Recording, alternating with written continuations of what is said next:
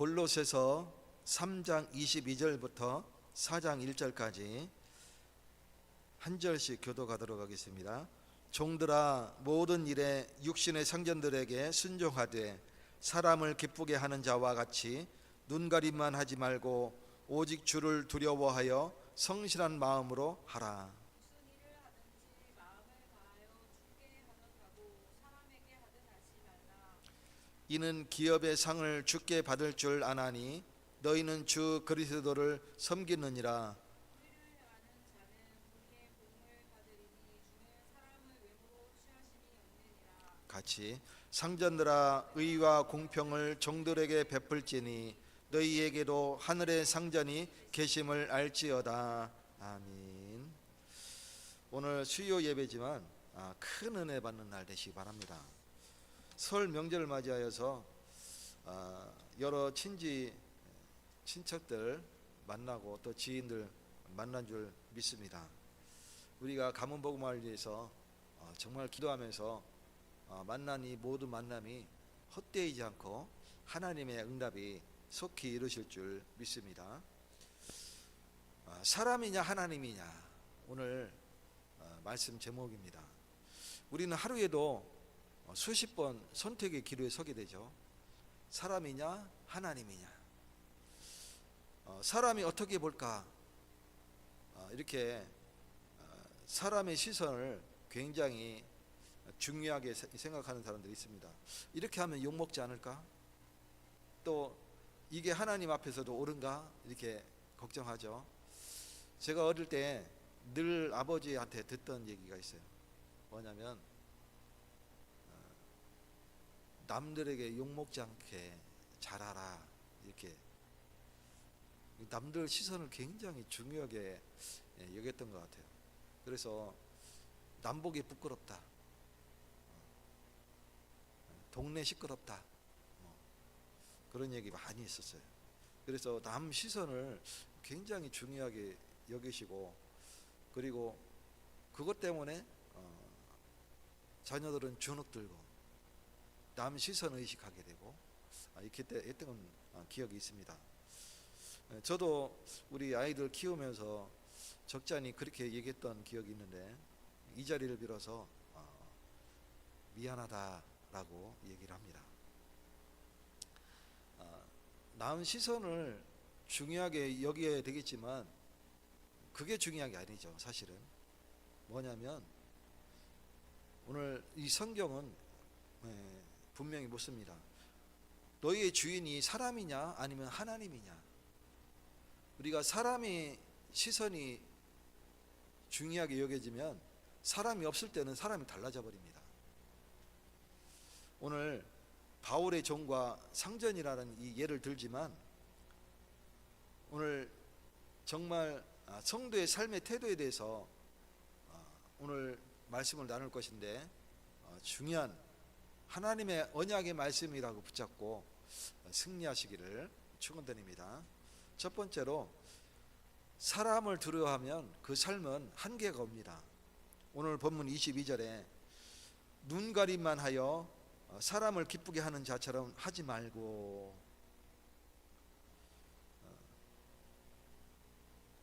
그리스도만 섬긴다는 그 이름 아래 가족들에게 함부로 하는 사람이 있어요. 적지 않이 있습니다. 간혹 신실하게 기독교 생활을 한다고 하면서, 신앙생활을 한다고 하면서 나는 그리스도만 주인으로 섬겨, 그러면서 남편이나 아내에게 함부로 말하는 그런 사람이 있죠. 왜? 중요한 게 주님이니까. 난 당신 사랑하지 않아, 이렇게 할 수도 있어요. 그거는 오늘 본문에서 말씀하시는 것 같이 범죄입니다. 22절에 보면 종들아, 모든 일에 육신의 상전들에게 순종하되 사람을 기쁘게 하는 자와 같이 하지 말고, 눈가림만 하지 말고 오직 주를 두려워하여 성실한 마음으로 하라. 그러니까 눈가림으로 아웅하지 말고 진실되게 주께 하듯 진실되게 섬기라는 얘기죠. 그게 기독교인의 삶의 모습입니다.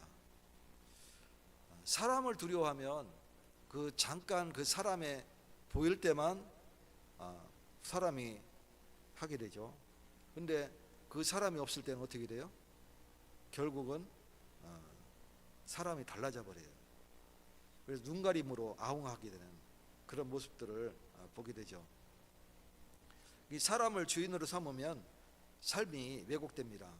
왜 그러냐면 겉과 속이 달라져 버려요. 우리가 그것을 조심해야 됩니다. 그래서 사람 눈을 의식하지 말고 그와 상관없이 나는 하나님 앞에서 나의 본분을 다한다라는 심정으로 하시기를 축원드립니다. 그래서 이 사람이 있든지 없든지 동일하게 행하시는 그런 사람이 되시기 바라겠습니다. 한 청소부가 굉장히 성실한 사람이었어요. 그래서 누가 보든지 말든지 자기가 맡은 그 분량만큼 깨끗하게 청소하는 사람이 있었어요. 그래서 어떤 사람이 신사분이 지나가다가 당신은 어떻게 이렇게 사람이 있든지 없든지 항상 이렇게 깨끗하게 이렇게 청소를 할 수 있느냐 이렇게 질문을 했어요. 그랬더니 그 청소부가 뭐라고 그랬냐면 나는 사람이 있든지 없든지 그 상관이 없다. 내가 주님 가신 그 길이라 생각하고 가실 그 길이라 생각하고 내가 닦는다. 이렇게 얘기했어요. 이와 같아야 됩니다. 우리가 이 청소부와 같이 사람에게 사람 시선에 얽매이지 않고 주님 안에서 주님 길을 예비하듯이 해나가는 그런 사람이 되어야 됩니다. 그래서 사람 시선에 따라서 사람 있을 때는 잘하고 사람 없을 때는 달라지는 그런 모습들을 보면 먼저 불신자들이 알아요. 그래서 저 사람은 남들 앞에서는 잘하는데 남들 없을 때는 참 엉망이구나 이렇게 느껴지게 되는 것이죠. 그러면 주님 길을 그 길을 예비하는 것이 아니라 그 길을 오히려 막게 되는 그런 일들이 벌어지게 됩니다. 그래서 우리는 누가 보느냐가 아니라 누구를 위해 하느냐, 이게 인생이 바뀌게 되는 이런 일들이 일어나게 됩니다. 신앙도 마찬가지예요. 보여주기 신앙을 하시는 분들이 간혹 있어요. 제가 그랬죠. 이 대구에 내려와서 16년 동안 보여주기식 신앙을 했어요. 그래서 교인들 시선을 의식하고 담임 목사 시선을 의식하고 이렇게 했던 기억이 있습니다. 물론 막 전체적으로 그렇게 했다는 얘기 아니고 그런 면이 섞여 있었던 거죠. 그렇기 때문에 우리 아이들이 많이 손해를 많이 봤습니다. 그것 때문에 지금에 와서는 많이 회개를 하죠. 그래서 결국은 보여주기식 신앙이 아니라 하나님 앞에 서야 됩니다. 보여주기식 신앙이 되면 어떻게 되냐면 기준이 계속 바뀌어요. 왜? 사람에 따라서 달라지니까. 그리고 기대가 늘 변해요. 기대치가 다 다르니까. 뿐만 아니라 어제는 분명히 잘했다고 칭찬을 받았는데 오늘은 오히려 악담이 쏟아지게 돼요. 왜? 사람을 향하여 했기 때문에 그렇습니다. 그래서 결국은 자유도 잃어버리고 또 평가도 안 좋게 되고 또 그거에 따른 두려움이 나를 지배하게 되는 이런 일들이 계속 일어나게 되죠. 그래서 사람을 주인으로 삼는 삶은 늘 불안합니다. 잠언 29장 25절에 보면 사람을 두려워하면 올무에 걸리게 되거니와 스스로 올무에 걸리게 되는 거예요. 하나님 앞에 서시기 바랍니다. 그러면 모든 것이 달라져요. 그래서 내 사람에게 하는 것도 하나님의 하듯 그 사람을 섬기시는 그런 사람이 되시기 바라겠습니다. 기분에 따라서 어떤 때는 잘하다가 어떤 때는 막 엉망으로 하다가 그것이 아니라 늘 주님 섬기듯이 이렇게 잘 하시는 축복을 누리시기 바라겠습니다. 그러면 가와 만사성이라 가정이 만사가 다 형통하게 되어지는 이런 축복을 누리게 됩니다. 주님이 함께 하시고 내가 주님을 섬기듯이 가정을 섬기는데 가정이 평안함이 임하게 되는 축복을 누리게 됩니다. 그러면 두 번째로 하나님을 주인으로 섬기는 삶은 그 본질이 어떻게 되느냐? 완전히 바뀌게 돼요. 주인이 바뀌게 되는 겁니다. 22절에 오직 주를 두려워하여 성실한 마음으로 하라. 주님을 두려워하는 만큼, 주님을 경외하는 만큼 내 맡은 분량을 성실하게 하는 거예요. 그런 사람은 누가 봐도 정말 믿는 사람이구나, 정말 예배자구나, 이렇게 알게 되는 거예요. 주를 섬기듯 가정에 충실하니까 이 사람은 정말 기독교인으로서 가정에 충실하구나, 이렇게 되는 거예요. 복음은 우리의 삶의 주인이 완전히 바뀌었다는 선언입니다. 내 삶의 주인이 바뀌니까 모든 삶의 모든 것이 다 달라지게 됩니다. 주님이 내 삶의 주권자가 바로 주님이신 것이죠. 내 삶의 주권자가 다른 사람이 아니에요. 주님이십니다. 우리는 이미 주가 바뀐 사람들이죠. 고린도전서 6장 20절에 보면 너희는 값으로 사신 것이 되었으니, 주님이 우리를 피값으로 사신 우리가 아닙니까? 그렇기 때문에 우리는 이미 피값으로 지불하고 주께서 건지신 구원받은 하나님의 자녀가 됩니다. 그래서 복음의 핵심은 우리가 더 이상 사람의 종이 아니라 그리스도의 종이 되었다는 것입니다. 저와 여러분은 그리스도의 종입니다. 사람의 종이 아니에요. 그렇기 때문에 늘 주님만을 섬기시고 그 주님을 섬기듯 내가 맡은 분량에 최선을 다하시는 축복을 누리시기 바라겠습니다. 하나님을 주인으로 모시면 뭐가 달라지냐면 태도가 달라져요. 하나님을 주인으로 모시지 않고 사람을 주인으로 섬기는 사람은 태도가 형편없습니다. 왜? 사람 앞에서만 잘하면 되니까. 근데 하나님을 주인으로 섬기는 사람은 세상 사람들과 달라요. 왜? 우리는 늘 주님의 길을 예비하는 사람이기 때문에 그렇습니다. 오늘 본문 23절에 보면 무슨 일을 하든지 마음을 다하여 주께 하듯 하고 사람에게 하듯 하지 말라. 사람에게 하는 것은 늘 달라지게 되는 거죠. 그러나 주께 하듯 늘 동일하신 저와 여러분 되시기 바라겠습니다. 사람에게 하는 것은 이 사람은 돈 많은 사람이야, 대하는 게 달라집니다. 이 사람은 가난한 사람이야, 조금 하찮게 여겨지죠. 많이 배운 사람이야, 많이 못 배운 사람이야, 대하는 게 달라집니다. 이 사람은 권력 있는 사람이야, 이 사람은 서민이야, 대하는 게 달라져요. 왜 그럽니까? 사람이 기준이 되기 때문에 그렇습니다. 주께 하듯 하시는 축복을 누리시 바라겠습니다. 그래서 일의 크기가 아니라 대상의 크기가 달라지게 되어버리는 거예요. 오늘 저와 여러분이 예수님이 주인 되시기를 축원드립니다. 그래서 상사의 눈보다 하나님의 눈을 의식하시고 또 결과보다 하나님께 충성하는 그것을 더 중요하게 여기시기를 축원드립니다. 이게 율법이 아니라 복음의 열매입니다. 마지막으로 복음이 주는 담대함과 위로가 있어요. 24절에 오늘 본문에 이는 주께 받을 상을 알미라. 이미 주께 받을 상을 내가 알고 있기 때문에 우리는 주께 하듯 우리가 맡은 분량을 최선을 다할 수 있는 것입니다. 이 복음은 착취가 아닙니다. 내가 최선을 다한다고 해서 그거에 내가 착신을 당하는 게 아니에요. 내가 손해를 보는 게 아니에요. 우리는 이미 다 받았습니다. 무엇과도 바꿀 수 없는 이미 구원의 축복을, 천국을 우리가 받았잖아요.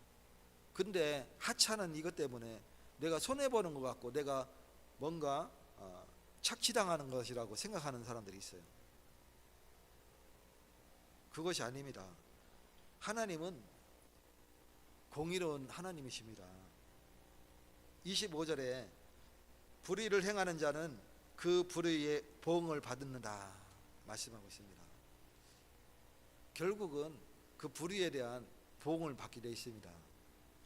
우리는 의의 사람입니다. 그렇기 때문에 의에 대한 보응을 받게 됩니다. 사람은 불공평하죠. 공평한 사람 거의 없습니다. 아까도 얘기했지만 내 지인이 한 사람은 권력 좀 있고 한 사람은 그냥 일반 서민이고 한데 나 스스로도 아마 대하는 게 달라질 것 같아요. 이 사람은 좀 성공해서 좀 가진 게 많이 있고 이 사람은 조금 없이 산다 그러면 대하는 게 달라질 것 같아요. 안 그런다 해도 내 스스로의 마음이 그렇게 기울겠죠. 그게 사람입니다. 그게 인지상정이죠. 어쩔 수가 없어요. 불공평합니다. 사람은. 그러나 하나님은 반드시 의로 심판하십니다. 그 의가 뭡니까? 예수를 믿느냐 아니면 예수를 거부하느냐, 그 기준이에요. 다른 기준은 없습니다. 그래서 상전에게도 예수님이 말씀하시는데 지금 바울이 말씀하고 있죠. 4장 1절에 보면 상전들아 의와 공평을 종들에게 베풀지니 너희에게도 하늘의 상전이 계심을 알지어다. 하늘의 상전이 있듯이 너희도 하나님의 종이다. 그러니 너희 상전들아 너희 종들을 너희가 하나님 섬기듯이 그렇게 하나님이 우리를 사랑하듯이 그렇게 종들에게 사랑을 베풀라 이 뜻이죠. 그래서 하나님 앞에서는 모든 사람이 다 종입니다. 주인도 종도 다 하나님 안에서는 같은 종입니다. 그러니 우리는 같은 형제 자매요. 우리는 한 지체입니다. 이 성경의 배경 시대 때 보면 그때는 초대교회 때잖아요, 그죠? 이 복음은 계급이 없어요. 그래서 이 집 종이 예수를 믿기 시작했어. 근데 이제 상전이 말리지 않았어요. 교회 다니고 하는 거는 좋으니까 뭐 잘 다녀라 이렇게 했어요. 이제 교회가 나오기 시작하고 자기가 세경 받은 거 일부 또 11조도 내고 했는데 신앙 잘하니까 이 사람이 교회에서 장로로 안수를 줬단 말이에요. 근데 어느 날 보니까 상전이 이 복음을 받고 예수를 믿기 시작했어요. 이제 신앙생활 하려고 이제 교회를 나왔는데 자기 종이 교회 장로야. 자기는 새신자라. 이런 일들이 비일비재했어요. 이 주석을 보니까 그런 경우는 보통 어떻게 했냐면 종이 상전이 그런 종을 대부분 종 신분에서 벗어나게 하고 그리고 교회 장로로서 이렇게 잘 이렇게 섬겼다라는 보통 그렇게 했겠죠. 아주 못된 상전 아니면 보통 그렇게 했겠죠. 아무튼 상전에게도 이렇게 말합니다. 너희도 종에게 의와 공평으로 행하라. 상은 은혜의 약속이죠. 이미 주님이 우리에게 상 주심을 약속하셨어요. 그것은 은혜의 약속이죠. 우리가 잘해서 받는 그 임금이 봉급?